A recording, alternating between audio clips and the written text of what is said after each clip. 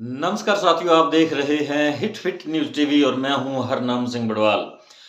दोस्तों, जैसा कि आपको मालूम है, आईजीएनपी क्षेत्र में आजकल हाहाकार मचा हुआ किसानों में। किसान सिंचाई पानी की मांग को लेकर आंदोलित रहे हैं, लेकिन राज्य सरकार ने एक भी नहीं सुनी और उन्होंने बिल्कुल साफ तौर पर इनकार कर दिया। चीफ इंजीनियर प्रदीप रस्तोगी ने कहा कि डैम के अंदर पानी नहीं है, इसलिए पानी नहीं दिया जा सकता। राजस्थान के हिस्से का पानी कम हो चुका है, अब केवल पेयजल ही रहा है, बचा है और पेयजल की आपूर्ति निरंतर आवश्यकता अनुसार होती रहेगी।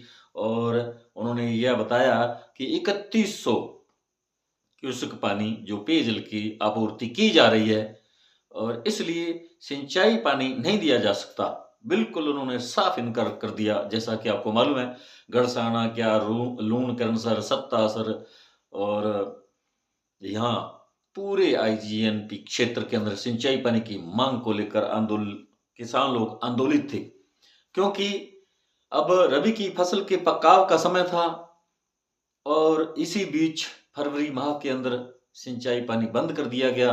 और इसमें सरासर राजस्थान सरकार की, चीफ इंजीनियर की, जल संसाधन मंत्री की, सचिव अमरजीत सिंह मेहरा, इन सभी लोगों की गलती थी, क्योंकि इन्होंने पंजाब से पिछले वर्ष जब रेगुलेशन यानी बीबीएमबी की जो मीटिंग हुई उसमें इन्होंने फरवरी माह में क्लोजर लेने की सहमति दे दी और उसी कारण फरवरी के अंदर जो सिंचाई पानी बंद कर दिया गया। और इसके पीछे कारण यह था कि सरहिंद फीडर की जो रिलाइनिंग का काम था उसके लिए पंजाब सरकार ने राजस्थान सरकार से ये मांग की थी कि फरवरी के अंदर क्लोजर लेकर इस सरहिंद फीडर का जो रिलाइनिंग का काम वो किया जाएगा। तो उस वक्त राज्य सरकार को या चीफ इंजीनियर को यह सोचना चाहिए था कि फरवरी माह के अंदर तो ऐन पकाव पर होती है फसल रबी की और उस वक्त पानी की सख्त जरूरत होती है, इसलिए फरवरी माह की बजाय मार्च महीने के अंदर ये क्लोजर लेते तो अच्छा रहता। लेकिन इन्होंने आईजीएनपी के पूरे क्षेत्र को बर्बाद कर दिया, एक छोटी सी गलती। क्योंकि जब फरवरी माह के अंदर बंदी लेनी थी, क्लोजर लेना था, तो उसकी बजाय मार्च में ले लेते, बात तो केवल इतनी थी। और अब कह रहे हैं कि डैम के अंदर पानी नहीं है, क्योंकि जब आंदोलन शुरू हुआ उस समय 1312 फीट पोंग डैम के अंदर जलस्तर था, लेकिन आंदोलन चलता रहा।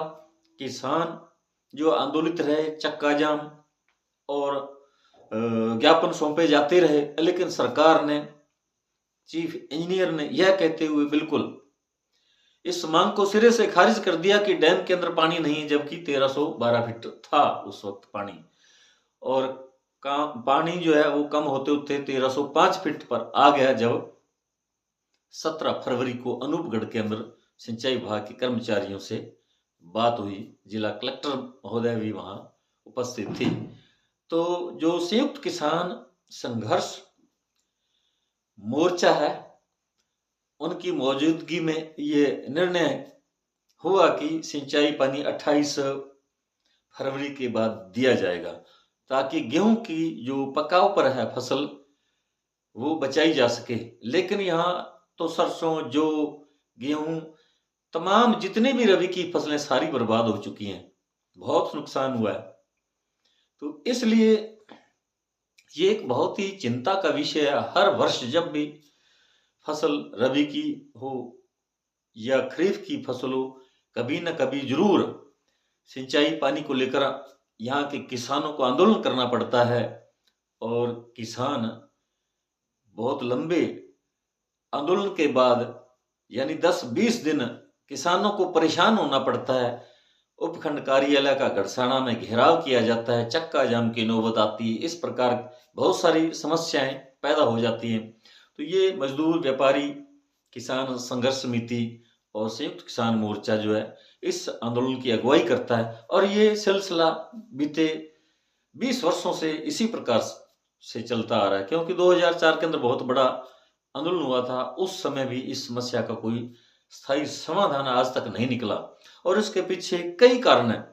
अब जो फिलहाल आम यहाँ के आईजीएनपी के हों या गंग कैनाल के किसान, वो इस बात को लेकर चिंतित हैं कि सरकार जो है वो जो काम करने वाला है वो क्यों नहीं करती। यानी हुसैनी वाला हेड से जो पानी पाकिस्तान को जा रहा है, व्यर्थ में बह रहा है, उसे क्यों नहीं रोका जा रहा। 2016 और 2019 के अंदर भी प्रधानमंत्री नरेंद्र मोदी कांग्रेस को पानी पी पी कर कोस रहे थे कि 70 वर्षों के अंदर पाकिस्तान में पानी हुसैनी वाला हेड से जा रहा है और यह पानी राजस्थान, हरियाणा और पंजाब के हिस्से का पानी व्यर्थ में पाकिस्तान जा रहा है, इसे हम रोकेंगे। जो बीते 70 वर्षों के अंदर पिछली सरकार ने काम नहीं किया वो हम करके दिखाएंगे। और नदियों को जोड़ा जाएगा, किसानों के लिए बहुत काम किए जाएंगे। यानी कृषि पर आधारित है पूरा देश की जो अर्थव्यवस्था कृषि पर आधारित है, कृषि प्रधान देश है हिंदुस्तान। तो इसलिए ये बातें जो हैं ये जुमले ही साबित हुए। हमें बहुत अफसोस है कि हमारे देश के ऐसे झूठे और जुमलेबाज प्रधानमंत्री है। ये हमारा दुर्भाग्य ही कहा जाएगा कि उन्होंने जो भी उनकी कथनी और करनी में बहुत बड़ा अंतर है। उन्होंने ऐसा आज तक काम किया नहीं है, लेकिन बातें वो बहुत बड़ी बड़ी करते हैं। उन्होंने ये भी कहा था कि पूरे हिंदुस्तान की नदियों को जोड़ा जाएगा ताकि किसानी जो है उसको बिल्कुल उन्नत अवस्था में लाया जा सके, किसान विकसित हों, किसानों की आय दुगनी हो जाएगी 2022 तक। स्वामीनाथन आयोग की जो किसानों के संबंध में रिपोर्ट थी उसे लागू किया जाएगा, ऐसा कुछ भी नहीं हुआ। पहले आप सुने, प्रधानमंत्री नरेंद्र मोदी ने 2019 में उन्होंने जो हुसैनी वाला हेड है जहां से पाकिस्तान जो है वो पाकिस्तान की तरफ पानी यहां से जा रहा है, व्यर्थ में बह रहा है, और उस पर अभी तक इतने वर्ष बीत जाने के बाद भी उस पानी पर नियंत्रण नहीं किया जा सका है। और इधर किसान मर रहे हैं, किसानों की फसलें बर्बाद हो रही हैं, किसान आंदोलित हैं और हर वर्ष इसी प्रकार की ये संकट पैदा हो जाता है। तो प्रधानमंत्री मोदी को सुने उन्होंने उस वक्त क्या कहा था 2019 के अंदर चुनावों के समय। आप विश्वास कीजिए, हिंदुस्तान के किसानों के हक का पानी, हरियाणा के किसानों के हक का पानी 70 साल तक पाकिस्तान जाता रहा। ये मोदी पानी को रोकेगा, आपके घर तक लाएगा।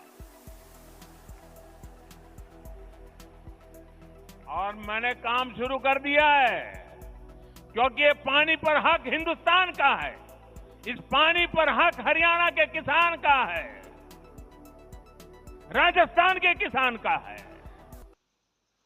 तो साथियों, सुना प्रधानमंत्री नरेंद्र मोदी कितने गर्व से, बड़े आत्मविश्वास के साथ इस प्रकार झूठ बोलते हैं कि हर सामने बैठे व्यक्ति को उन पर पूरा भरोसा हो जाता है, विश्वास हो जाता है कि प्रधानमंत्री जो कुछ भी बोल रहे हैं वो बिल्कुल सत्य और सच बोल रहे हैं और वास्तव में ये कुछ ना कुछ करके दिखाएंगे। लेकिन आज तक उनकी बातों में कोई दम नहीं, उन्होंने हमेशा झूठ ही बोला है, झूठ परोसा है। और लेकिन बड़े आत्मविश्वास के साथ वो बात करते हैं, बोलते हैं, मंच से बड़ी बड़ी बातें करते हैं और लोगों को विश्वास हो जाता है उन पर। और इसी प्रकार आज बीते 10-11 वर्षों के अंदर अभी तक उन्होंने इस सिंचाई पानी को नहीं रोका जो पानी पाकिस्तान की तरफ जा रहा है। और इधर किसान आपस में लड़ रहे हैं, सरकार और किसानों के बीच टकराव की स्थिति पैदा हो जाती है, 8-8 किसान भी शहीद हो जाते हैं, फसलें बर्बाद हो जाती हैं। लेकिन वो पानी जो व्यर्थ में पाकिस्तान की तरफ जा रहा है उस पर अभी तक इन्होंने कोई कदम नहीं बढ़ाया, उस पानी को रोकने का कोई प्रयास नहीं किया है। वो पानी ज्यों का त्यों बहा जा रहा है, व्यर्थ में पाकिस्तान में जा रहा है। तो इसके पीछे क्या है? कोई राजनीति की जा रही है, जो भी सरकार पंजाब में आती है या राजस्थान के अंदर आती है। लेकिन मान लेते हैं कि पंजाब के अंदर कांग्रेस की सरकार रही या अकाली दल की सरकार रही और इधर यानी विपरीत सरकारें रही, तो विरोधाभासी थिंकिंग की वजह से उनके विचारों में कोई तालमेल नहीं बैठा होगा, इसलिए कोई समाधान नहीं हो सका। लेकिन अब तो जो बीबीएमबी की जो कमेटी है उसके अंदर केंद्र सरकार का हाथ है, वो केंद्र सरकार सेंट्रल गवर्नमेंट के नियंत्रण में है। और इधर राजस्थान के अंदर भी भाजपा की सरकार है, हरियाणा के अंदर भाजपा की सरकार है और केंद्र में भी भाजपा की सरकार है। तो अब कहाँ ऐसी कौन सी दिक्कत है, ऐसा कौन सी समस्या है जो हल नहीं हो सकता? ये मुद्दा सिंचाई पानी को लेकर जो समाधान होना चाहिए वो क्यों नहीं हो रहा? अब जो है बार बार यहाँ के जो स्थानीय जनप्रतिनिधि गण, चाहे वो कांग्रेस के रहे हो या भाजपा के रहे हो, किसी भी पार्टी दल के रहे हो, उन्होंने बार बार इस मुद्दे को उठाया है। वो जब भी एंटी गवर्नमेंट होती है राज्य सरकार में तो विपक्ष जो है उस मुद्दे को उठाता है, लेकिन जब उनकी सरकार आती है तब वो साइलेंट हो जाते हैं, चुप हो जाते हैं।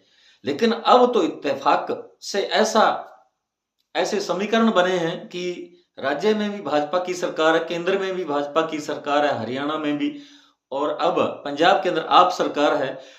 लेकिन जो सिंचाई पानी है वो तो तीनों का शेयर है। इस डैम के अंदर जो भी पानी है पौंग डैम के अंदर, उसमें राजस्थान का हिस्सा वो भी निर्धारित है, निश्चित है, हरियाणा का, पंजाब का भी है।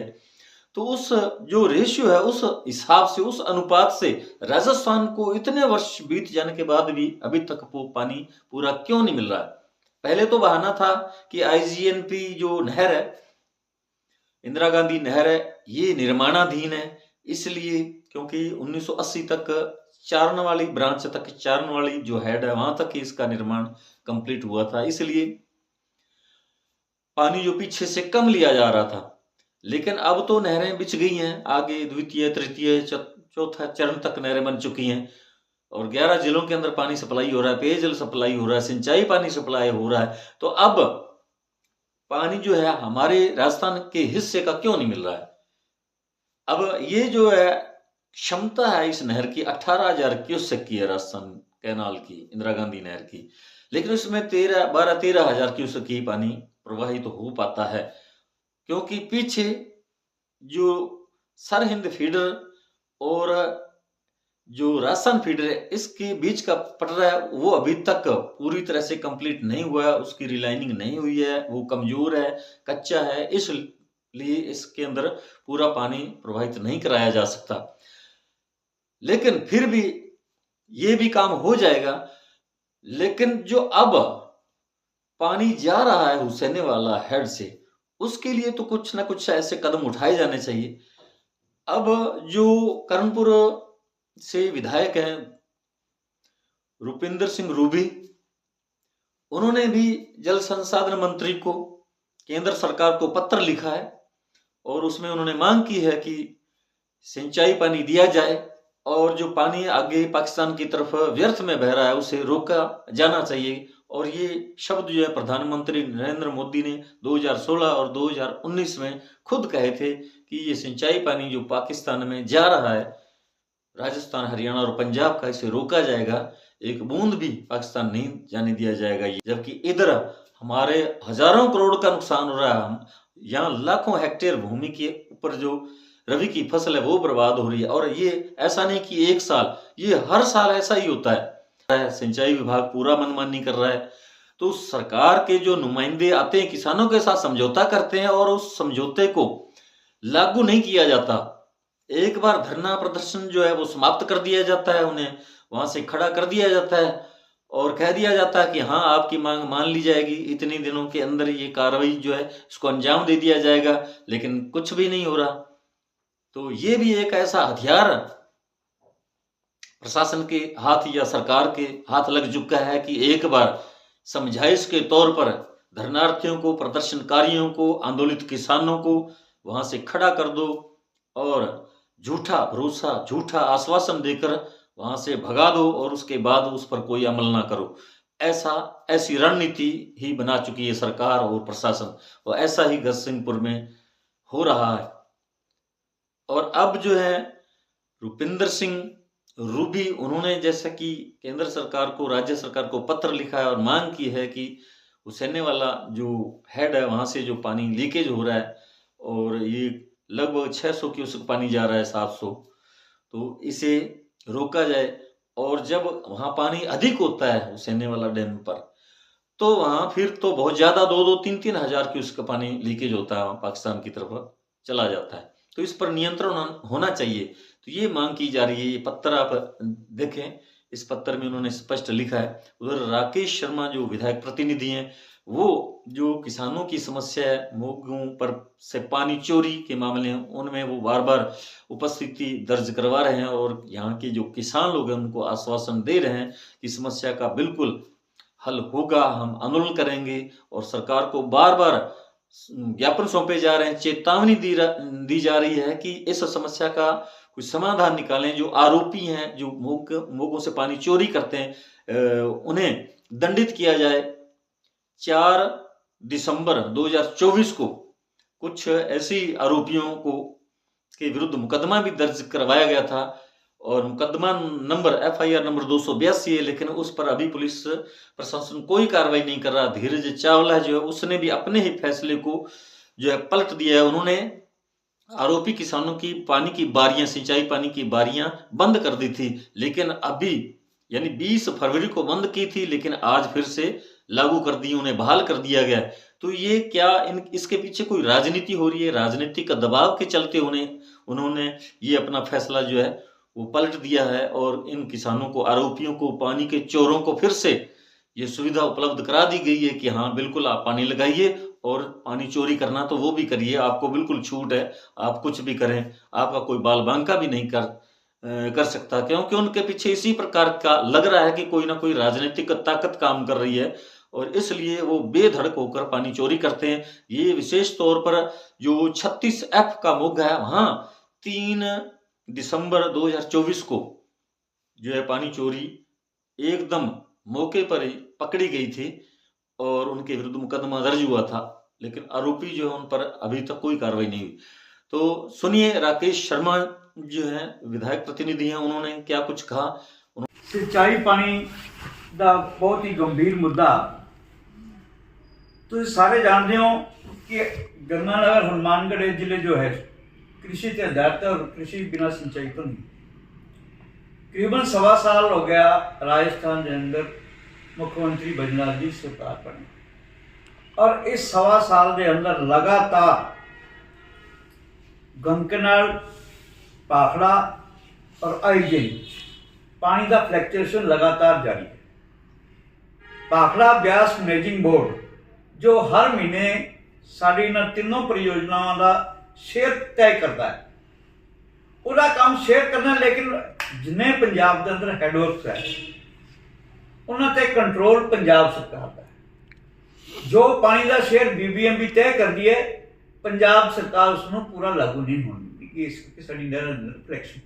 क्षेत्र के लिए जो फिरोजपुर फील्ड के पुनर्निर्माण की जो मांग हो, जिसके लिए कांग्रेस के ओजस्वी मुख्यमंत्री श्री अशोक गहलोत ने अपने अंतिम बजट के अंदर अपने हिस्से का, क्योंकि फिरोजपुर फीडर के अंदर 45 पैसे राजस्थान का हिस्सा और 55 पैसे हिस्सा पंजाब का है, उसके लिए अपने हिस्से का 200 करोड़ रुपए दे दिया। उसकी DPR के लिए तैयार करके फाइल चला दी और फाइल जो थी केंद्रीय जल बोर्ड तक भी ले गए। लेकिन माननीय गजेंद्र सिंह जी जो केंद्र सरकार के अंदर जो जल शक्ति मंत्री हैं, उन्होंने इस DPR, इस फाइल को फुटबॉल बना दिया और आज फिर DPR बन रही, DPR बन करके केंद्रीय जल बोर्ड के पास फिर चली गई। हम मांग करते हैं इस मीडिया के माध्यम से कि केंद्र सरकार जल्दी से जल्दी इस फिरोजपुर फीडर का निर्माण कार्य शुरू। दूसरी बात, 300 करोड़ रुपए जो इस बजट के अंदर जो गंगकनाल के लिए घोषणा की है, घोषणाएं तो बजटों के अंदर होती है, लेकिन उसको इम्प्लीमेंट कितना होता है, उसके लिए हमें निश्चित तौर पर किसानों के साथ लेकर के हमें दबाव बनाना पड़ेगा। अब सवाल ये है कि जब फिरोजपुर फीडर बनेगी तो RD 45 जो है, जिसको बालेवाड़ा हेड भी बोलते हैं, वहां से पानी हमें किस रूप में दिया, उसका विकल्प क्या होगा? क्योंकि फिरोजपुर फीडर को बनते साल भी लग सकता है, 2 साल भी लग सकता है। तो उस दौरान जो है गंगकनाल क्षेत्र के लोगों को पानी किस तरीके से मिलता है, उसका विकल्प क्या है? क्योंकि जो शेणीवाड़ा हेड से जो महाराजा गंगा सिंह जो बीकानेर कैनाल लेके आए थे, जो 45 RD तक आती है, इस गंगनाल के अंदर मिलती है, उस नहर के ऊपर सुप्रीम कोर्ट का स्टे चल रहा है और स्टे के दौरान उस पर कोई निर्माण कार्य नहीं हो सकता। हालांकि हमारा सफाई के नाम से जो पैसा जाता है पंजाब सरकार को हम देते हैं, उसमें छुटपुट सफाई का अभियान चलता है, उसमें हमें 400, 500, 700 क्यूसेक तो भी पानी मिलता है। लेकिन दूसरी तरफ जो अल्टरनेट दूसरा है वो ये है कि लोअर हेड जो है IGNT का, जहां से लिंक नहर बनी हुई है, उस लिंक नहर को अगर साफ कर दिया जाए, उसकी बजट दिया जाए, तो पानी का अल्टरनेट फिरोजपुर फीडर के निर्माण के दौरान वहां से अपने को पानी मिल सकता है। सुना आपने, राकेश शर्मा ने पूरे विस्तार से उन्होंने रुपिंदर सिंह रूबी की जो भी मांग पानी के संबंध में की गई है, मंत्रालय से, जल संसाधन मंत्रालय केंद्र से और राज्य सरकार से मांग की है, उसके बारे में उन्होंने विस्तार से बताया। तो साथियों, हमारा ये वीडियो आपको कैसा लगा कमेंट बॉक्स में जरूर लिखकर बताइएगा। यदि आपने अभी तक हमारे hit fit news TV channel को सब्सक्राइब नहीं किया तो प्लीज सब्सक्राइब कर लें। इस वीडियो को अधिक से अधिक शेयर करें, लाइक करें। आपका बहुत बहुत शुक्रिया, धन्यवाद। राम राम, सत श्री अकाल।